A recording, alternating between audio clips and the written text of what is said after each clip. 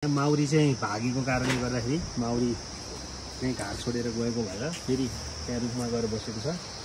यसरी घरहरू सुकाएर फेरि माउरीलाई माउरी एक्सपर्ट रेस्क्यु गर्नको लागि हाम्रो यहाँ माउरी एक्सपर्ट आइसक्नु भएको छ। मिस्टर माउरी त्यहाँ छ। यहाँ ग्लोभ्सहरू यहाँ रेडी भइसक्यो। यहाँ टिम रेडी भइसक्यो। अर्को एकजना गुड पनि ल्याउने अब गुड पनि लिएर हुनुहुन्छ उहाँहरूले हैन। अनि त्यही बस्ने चान्स हाई हुन्छ। रानो नम्बर जेलसम्म रानो गेट हुन्छ यो क्वीन गेट भन्छ होला।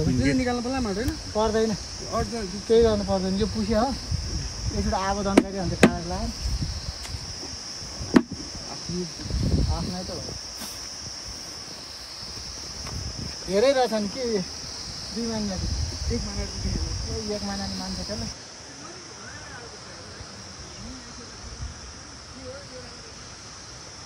यहाँ रुखमा बसेको छ माउरीहरू। अब यसलाई रेस्क्यु गरेर फेरि घरमै हाल्न आँटेको छन् हामी साथीहरू मिलेर।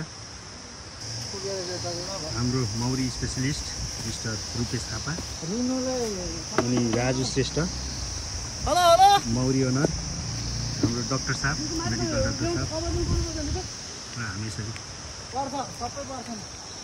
कभर एउटा मेच पनि ल्याए हुन्छ। ठुलो मेच छ भने यहीँ राखिदिनु के उतै राख्नु नि पाइन्छ उतै लराख्ने नि कुन चाहिँ भइसक्यो त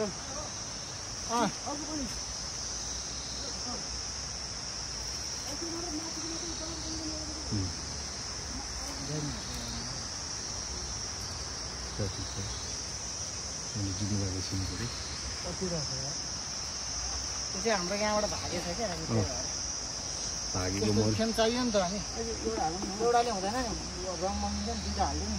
अनि त्यो छोप्ने पनि ल्यायो सबै ल्याउ न। अब त्यो खाना बढी होला। यो कुन जातको प्रजातिको मौरी हो? यसलाई चाहिँ हाम्रो लोकल गाउँ घरको सेरना भन्छ यसलाई। सेरना यो किन्न पर्यो नि यतिको 3000 जति भन्छ मान्छेसँग किन्न पर्यो। यो भर्खर छुटेर आएको राम्रो पनि हुनसक्छ नराम्रो नि हुनसक्छ क्या। त्यसले अलिक बुढो खाल पनि हुनसक्छ। नयाँ रानो भयो भने त फेरि बेस्ट हो। त्यसले चाहिँ उत्पादन धेरै गर्छ कि उत्पादन त्यसले चाहिँ धेरै गर्छ। अनि चिन्न सकिन्छ रानो हेरेपछि यो चाहिँ पहिलाको रानो हो। किन थाहा छ यसमा चाहिँ यसमा भाले छैन।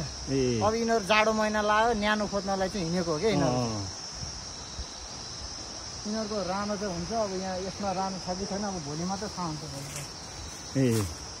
रानो नभएको नि हुनसक्छ कुनै। हुन्छ त्यस्तो अवस्थामा के गर्ने? रानो ल्याउनु पर्छ एउटा।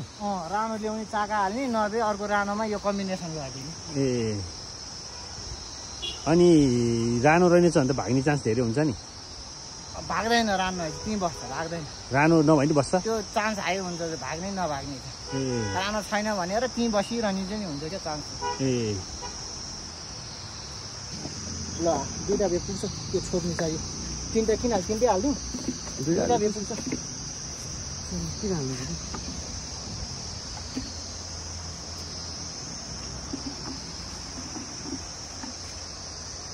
एउटा चाहिँ यसो गरेर नि हाल्न सकिन्छ होइन। यसरी हाल्न नि सक्यो एउटा किसिमले। यसरी बोक्ने म स्वाट फालिदिन्छु होइन। त्यसरी नै हाल्न पाइयो। अनि अर्को किसिम भने यो टाढा टाढा भएको चाहिँ यसमा सरर यसरी सोर्ने अनि यहाँ हाल्ने अनि लिएर जाने। अनि 10 मिनटभित्र हालिसक्नु परेन घुसेर मर्छ कि। ल के अन्त अब हामी बक्समै हाल्ने डाइरेक्ट। अनि यो छोप्ने खोइ त यस्तो अनि काट त्यसले मात्रै कहाँ हुन्छ त काठले मात्रै मिल्दैन। सबै फर्मुला त पुर्नु पर्यो नि। अलिक भइरहेको हुन्छ त्यो खोइ आइदिएको यहाँ छ। ल अलिक अप्ठ्यारै भयो अप्ठ्यारै हुन्छ खोइ त यो यो म समाउँछु ल। अलिकति सानो गर्ने हो कि माथि जाँदैछ है। जुटको बोरा नि छैन है किन। अनि यहाँ टक्क राखिदिएर अनि गइहाल्यो हुन्छ है उता है। जुटको बोरा नि छैन है। छोपिदिनु पायो हुन्छ त्यसले। मैले बस्छु यो झप्पा हाल्दाखेरि कता हुन्छ ल त्यसमा ल ल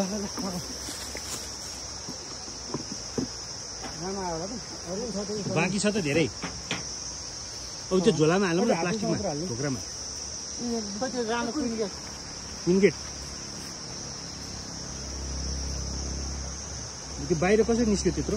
यो बढी भएको हो बिस्तारै रिसाउँछ है फेरि त्यो। क्वीन गेट पनि हालिसकेका छौँ र अब केही झुन्ड अलिकति बाँकी छ नि यहाँ। यसलाई पनि निकाल्नु पर्ने हुन्छ। अब यो क्वीन बर्डबाट रानो छ भने आफै जान्छ कि छैन यसमा यो सबै जान्छ अब क्विन नै भयो भने चाहिँ जाँदैन यहाँ आउँछ सबै क्विन भित्र जाँदैछ यहाँबाट अब यसरी जाँदैछन् यो क्विन छ कि भन्ने एउटा अर्को ठुलो छैन है ल अहिले चाहिँ हामी पुरै सक्सेस भयौँ ल यतापट्टि एकचोटि रुपेश राजु ल थ्याङ्क यू सक्सेस भयो